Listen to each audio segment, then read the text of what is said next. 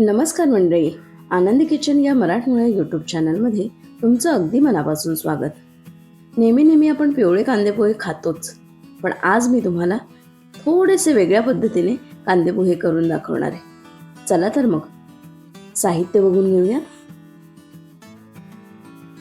इथे आपण पांढरे पोहे घेणार आहोत. हे वजनी प्रमाणात 1/2 किलो आहे. थोडेसे शेंगदाणे, त्यानंतर कढीपत्ता, आपण इथे किसलेलं खोबरं घालणार आहोत. त्यानंतर साखर, चवीपुरतं मीठ, मिरच्या, कोथिंबीर.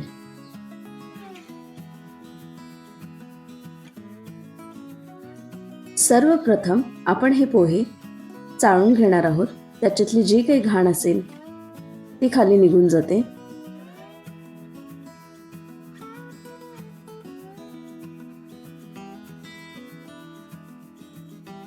त्यानंतर याच चाळणीमध्ये आपण पोहे धुवून घेणार आहोत.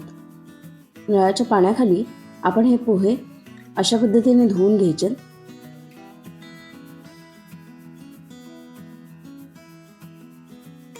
अशा पद्धतीने पोहे धुतल्यामुळे पोह्यामध्ये पाण्याचा अंश फार कमी राहतो आणि पोहे मऊसूत देखील होतात.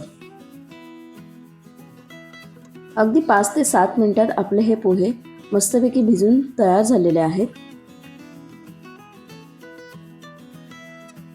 सर्वप्रथम आपल्याला शेंगदाणे खरपूस असे भाजून घ्यायचे. त्यासाठी आपण एका कढईत तेल घेतोय. त्यानंतर शेंगदाणे आपण भाजून घेतोय. शेंगदाणे आपल्याला जाळायचे नाहीयेत, लालसर खरपूस असे भाजून घ्यायचे अशा पद्धतीने. त्यानंतर त्याच गरम तेलात आपल्याला मोहरी घालायची आहे.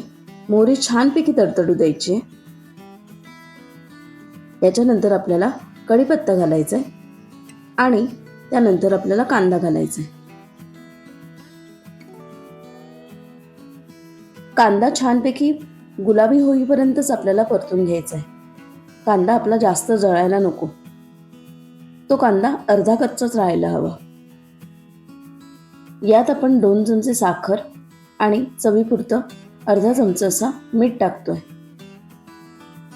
आणि छानपैकी परत एकदा ढवळून घ्यायचंय. सगळ्यात महत्त्वाची स्टेप म्हणजे आपल्याला मिरच्यांना फोडणी द्यायची नाहीये. कांदा असा थोडासा परतत आला की मग आपल्याला यात मिरच्या टाकायच्यात. आपला कांदा गुलाबीसर परतून झालेला आहे. आता आपण यात पोहे घालूयात. छानपैकी पोहे एकजीव होईपर्यंत आपल्याला परतून घ्यायचे.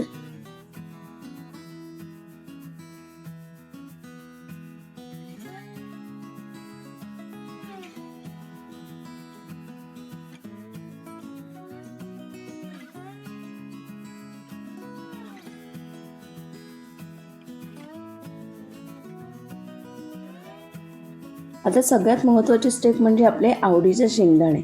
भरपूर असे शेंगदाणे मस्तपैकी पोह्यामध्ये घालायचे. लहान मुलांना तर फार आवडतात.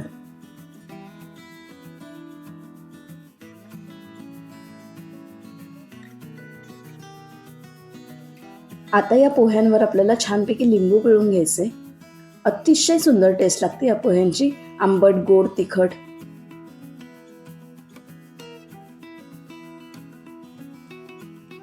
या पोह्यांवर आता आपल्याला भरपूर अशी कोथिंबीर घालून घ्यायची आहे आणि सर्व करताना आपल्याला किसलेलं खोबरं घालून सर्व करायचं. अशा पद्धतीने हटके कांदेपोहे तुम्ही नक्की करून बघा आणि आवडले असल्यास आनंदी किचनला सबस्क्राईब करायला अजिबात विसरू नका.